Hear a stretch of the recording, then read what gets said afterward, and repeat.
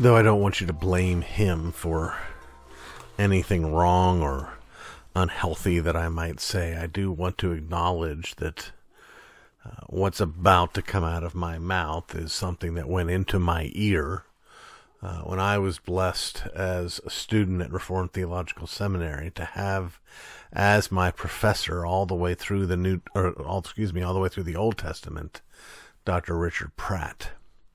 And I confess, a rather immature student, but God in His grace did not allow me to lose the blessings that I was given by having him, despite my being immature. And many of the lessons have just sort of come home to me as I matured. Now, my job right now is to cover, as I can, Genesis chapter 23, and it is, in my judgment, a kind of emblematic chapter of the kind of insight that I was blessed to receive from Dr. Pratt. If you recall, in Genesis chapter 23, we are given the story of Abraham buying a burial plot for his wife Sarah. And it is an unusual story for a number of different reasons, one of which is this sort of bizarre anti-negotiation that goes on between Abraham and his neighbors. You would expect in the midst of a negotiation that if I were coming to buy a piece of land, whatever purpose I had in mind for it, if I went to the owner, I would say I'd like to buy a piece of land. The owner would say, well, I would be willing to part with this land if you gave me X number of dollars. And then I would come in and say, well, how about I give you 2/3 of X, and then he comes down 10%, and eventually, hopefully, we meet somewhere and we reach an agreement, and I buy the land. That's exactly not what happened. But instead, as Abraham comes to his neighbor and says, hey, I'd like to buy some land. I need to bury my wife. His neighbor says, you can't buy any of this land, but I'm more than happy to give it to you. Now, why would he do that? Well, it's really not that hard to understand why he did it. In fact, it says essentially why he did it in the chapter. The neighbor, the Canaanite, says to Abraham, look, we're not idiots. We may be sinners, but we're not idiots. Don't think that we haven't noticed that since you got to town, it rains when it's supposed to rain. It's hot when it's supposed to be hot. The ground is bringing forth abundant produce. Our streams are running clear. Our flocks are multiplying. Before you got here, Abraham, it was a hand-to-mouth existence. But ever since you got here, it's like, you're dropping prosperity out of your pocket and it's falling into our hands. We know that. And because of that, seriously, Abraham, we're so grateful for you and for your presence that your money's no good here. Just pick whatever land I wouldn't have this land if it weren't for you, or this land would be worthless if it weren't for you. You're the one who gave it value. Take what you want. I understand that.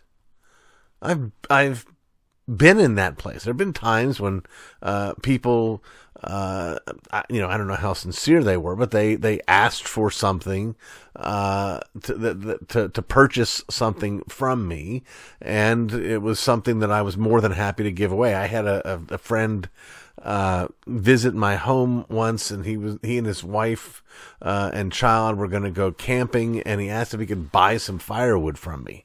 I was like, no, you can't buy firewood from me. You can take firewood, but you can't buy firewood from me. That's sort of what's going on here. But what's stranger still is that Abraham's response is not, oh, okay, well, that's great. Thank you very much.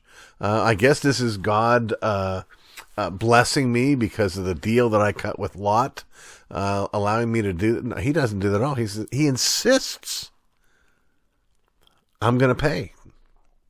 I do want the land, but you're going to take my money. And there's a little bit more back and forth until finally the local fella gives in and says, all right, Abraham, if you insist on paying, you can pay. That's kind of weird. Well, why is that in there? And I've got a bigger question. Why in the world is this story in general in there? Think about when you consider that the Bible equips us for every good work, that it is the fullness of God's special revelation to us. When you think about that, then all of a sudden this book that we spend, a whole year to get through seems kind of small. This is all there is. Isn't it funny that people complain about all the laws in the Bible? If you do this, you got to restore that. If a goat gets loose, you got to do this. If a sheep gets loose, you got to do that. People get tired of it, and yet the Federal Registry, that is the published laws of the federal government, is fills a room. You can't put it in a book that you can carry in your pocket. Oh, those crazy Bible thumpers are always getting all these laws. Well, no, it's the heathen that have all the laws. So if that's the case, and remembering the significance and the importance of the life and ministry of Abraham, he is the father of the faithful. He is certainly one of the top 5 most important men in all of the Old Testament. And he is allotted, less than 30 chapters in the Bible for his story. Now, some of you know that I published a book, my most recent book. It's called Growing Up with R.C. It's not a biography. I believe my former colleague Steve Nichols is working on a biography of my father, and I'm sure it's going to be great. Steve's a good writer, a good historian, and a good man. What I was writing was more of a, I don't know what you would call it, just a memory, a memoriam. And each chapter tells a story about the conversations that I had with my dad. Different conversations that had a profound impact on me. 25 of them, roughly. Well, when I wrote the book, I, of course, had to pick and choose which stories I was going to tell, which conversations I was going to record. And there isn't a chapter about the time my dad said to me, "Did you cut the grass?" And I said, "Yes, Dad, I cut it yesterday." And he said, "Thank you, son." Right? That wouldn't make for very interesting reading. I wouldn't leave out a conversation. I couldn't leave out the conversation. When I called my father on the phone when I was in school and I had this experience of being born again and crying out for the mercy of God in Christ, and I called them, my parents, and they talked to me about this. Of course I was going to include that. So no on "Did you cut the grass?" Yes on "Hey, Mom, Dad, I just embraced Jesus." Well, if you were charged, like Moses, with telling the story of Father Abraham, let me ask you this. Certainly, if you knew the story of Abraham and you're sort of cataloging and maybe writing a little bit of an outline of Abraham's story, you're going to include Abraham's called out of Ur of the Chaldees. Yep, that's got to go in there. That's got to be part of it. You're going to include, even though it doesn't make him look good, but because you're honest and because the Bible's honest, you're going to include the lie to Pharaoh about Sarah, and you're going to include the second time it happens. Of course, you're going to include when God comes and visits Abraham and tells him about he's going to have a son. You're going to include the failure with Hagar. You're going to include Mount Moriah and the sacrifice of Isaac. All of these things are obvious things to include in the story of Abraham. But when you're writing that outline, would it cross your mind, oh yeah, I better cover that time that Abraham bought a burial plot for his wife? I can't say with absolute certainty, but I am pretty confident, friends, that in the entire history of the world, every single biography that's ever been written, that this is the only one that includes the story of buying a burial plot for one's dead wife, which ought always to clue us in that there's something going on here. There's something happening. There's a reason this story is in here. It's not in here for the sake of completeness. There are lots of stories that, from one perspective, have far greater significance in Abraham's life that aren't there. But this one is. Well, what I learned from Dr. Pratt was really probably and certainly not something he invented. But I want to honor him by acknowledging that I got this from him. He taught us this. He said, look, if you want to understand the one true meaning, he'd say there could be thousands of applications of any given text, but there's only one true meaning. And he said, if you want to understand the one true meaning, you first have to understand what the original author intended to communicate to the original audience. Now, that's not a, fireworks finale moment of aha, like, I never would have thought of that. That is, in some ways, pretty simple and basic until you actually begin to apply it. And in this context, what happens is we, 21st century Christians, are trying to learn the meaning of a story that was told roughly 4,000 years ago. But it was a story told 4,000 years ago about an event that happened 500 years before the story was told.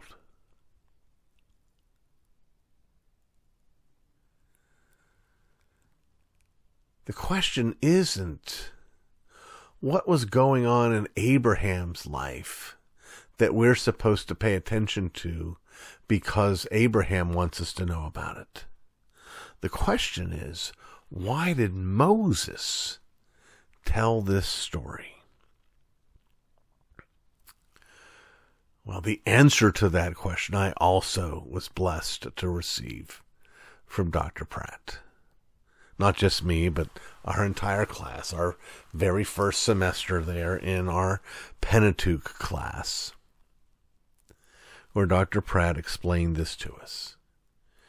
He said, you got to understand that the book of Genesis is being put together while the children of Israel are living in the book of Exodus. The children of Israel are hearing these stories from Moses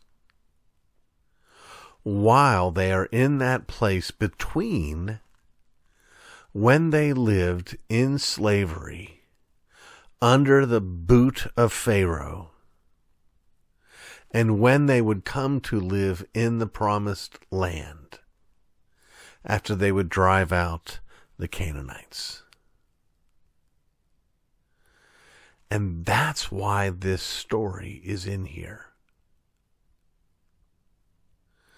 Moses is saying to these fearful brothers and sisters, these uncertain brothers and sisters,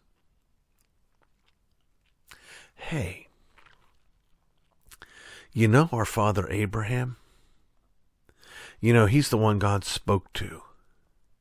He's the one that started us as a people when God called him out of Ur of the Chaldees. He's the one through whom God made his promise, including the promise of us. God promised Abraham that he would be a father of a nation. That's us. We're that nation. And we're here, even though, just like with Abraham, the whole future of us as a people was threatened by Pharaoh. In his instance, when Pharaoh takes a shining to Sarah. In our instance, when Pharaoh commands that all the male children of the Hebrews should be put to death. Well, our father, when his wife died, he made a down payment on the land. He, in a manner of speaking, planted the Hebrew flag in that land when he bought this burial plot for Sarah, who would be the mother of nations. Moses is saying to the children of Israel, we are going to get this land. God is going to give us this land. This land is going by God's grace and by God's power and by God's promise and by the faith of our father Abraham. This land is going to become ours.